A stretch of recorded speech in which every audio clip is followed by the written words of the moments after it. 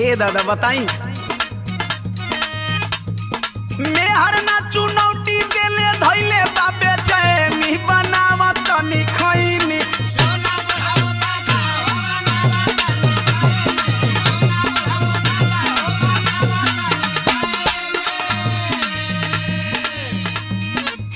यहाँ का अर्थ हुआ हो? कुछ नहीं दादा ले खाली हाल चल करे नहीं दादा ढेर दिन पर भेटा आए ना कुछ नहीं कर तू हाल चाल करत हुआ? हाँ भूलवावत हुआ हमके?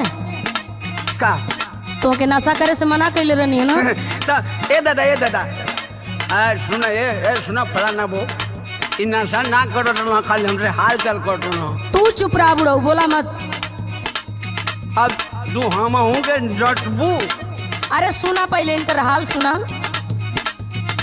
सुना बिगाड़ लिखले दासा करही में नशा हो